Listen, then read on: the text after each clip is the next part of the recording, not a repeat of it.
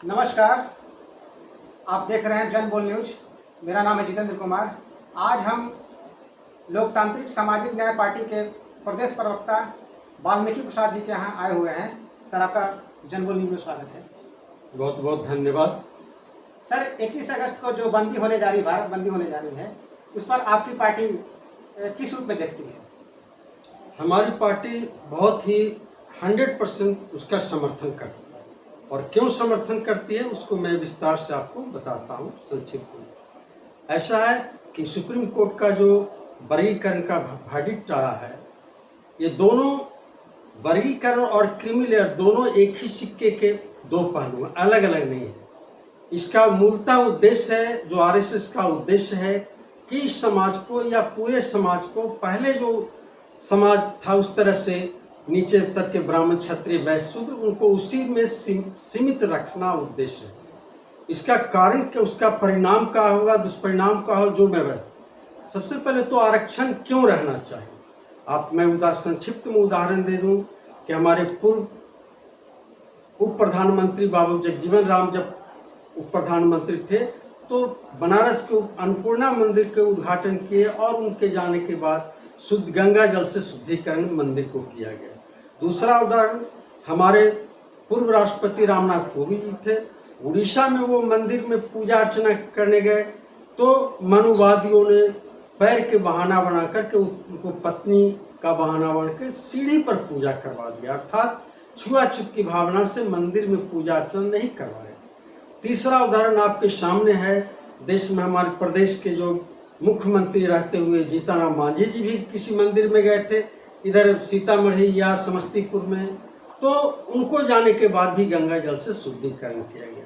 चौथा उदाहरण आपके सामने अभी है कि हमारे वर्तमान महामहिम राष्ट्रपति महोदया द्रौपदी मुर्मू जी जब नया संसद भवन बना तो उद्घाटन में उनको आमंत्रित तक नहीं किया गया।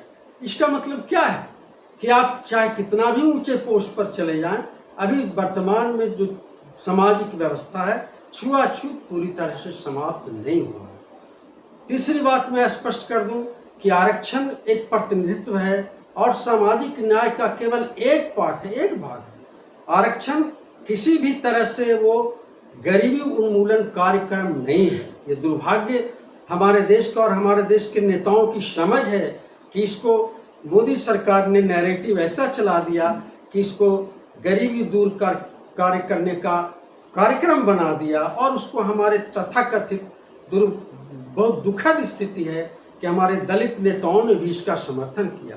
यह जो है आरक्षण गरीबी दूर करने का कार्यक्रम नहीं है, लेकिन सवाल है कि आरक्षण तक ही सीमित रखना नहीं है। अतः वर्गीकरण कर देने से क्या होगा, अभी भी हो रहा है कि तमाम विश्वविद्यालयों में और ऊपर जगह जो हो रहा है उसमें ऐसा है कि यदि ऊपर वाले जो चले गए हैं इलीट वर्ग या तथाकथित दलितों में मध्यम वर्ग, उसको यदि आप क्रीमी लेयर लगाकर हटा देते हैं तो सीट खाली अभी भी 30-40% रह जाता है। उनको हटाने पर 80 से 90% हमारा सीट खाली रह जाएगा। और नीचे का जिनको आप तथाकथित वंचित दलितों में वंचित बता रहे हैं, उनमें शिक्षा है ही नहीं।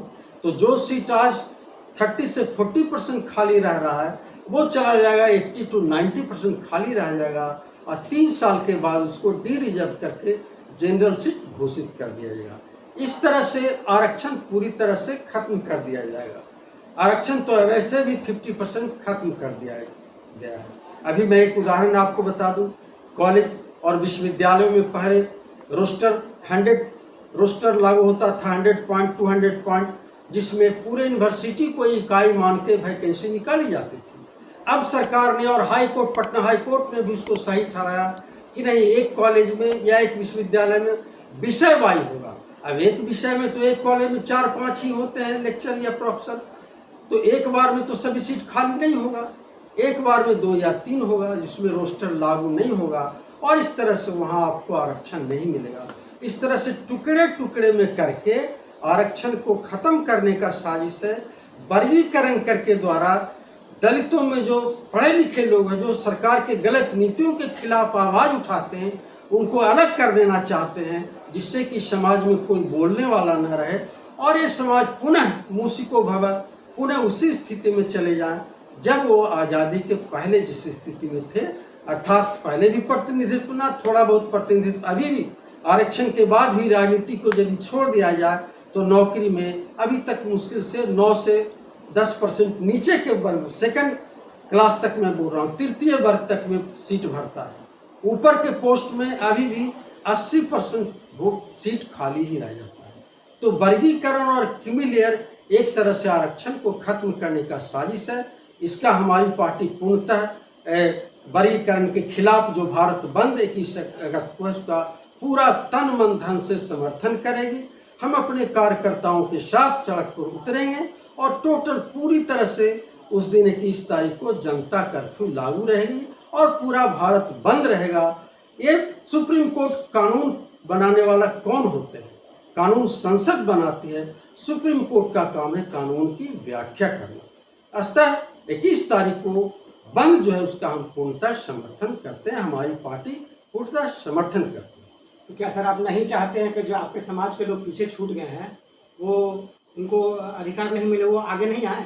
नहीं, बेशक मैं चाहता हूं कि हमारे जो पीछे छूट गए हैं वो आगे हैं, लेकिन केवल कह देने से और केवल आरक्षण से ही नहीं होगा। चूंकि वो शिक्षा में भी नीचे है तो सरकार क्यों नहीं करती है कि उनके लिए बेहतर एजुकेशन की व्यवस्था करती है।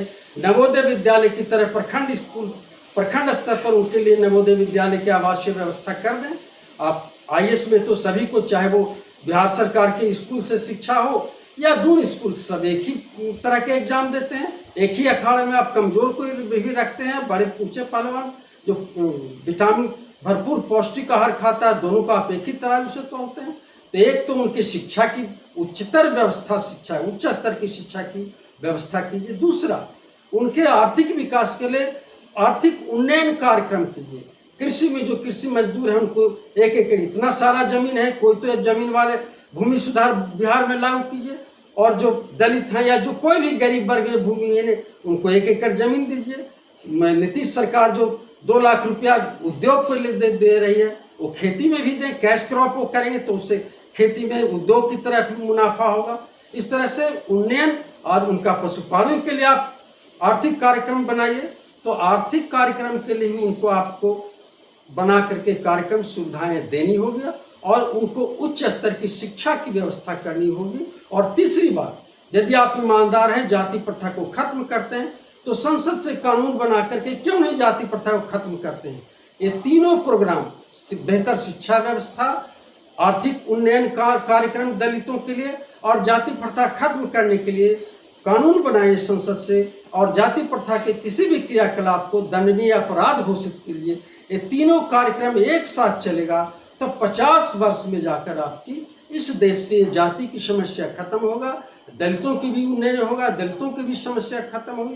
तब आप 50 वर्ष के बाद जब जैसा स्थिति होगा तब देखा जाएगा कि सामाजिक न्याय का सारे उद्देश्य पूरे हो गए, तब विचार किया जा सकता है। लेकिन अभी तो पूर्णतः ये अन्याय है और दलितों को और पीछे ले जाने का ये कार्यक्रम सरकार का वर्गीकरण और क्रीमी लेयर कतई इसमें लागू नहीं हो सकता। तो आपने अभी देखा वाल्मीकि सर के साथ, आपको हमारी बातचीत कैसी लगी कमेंट बॉक्स में जा करके अपने राय रख सकते हैं। धन्यवाद।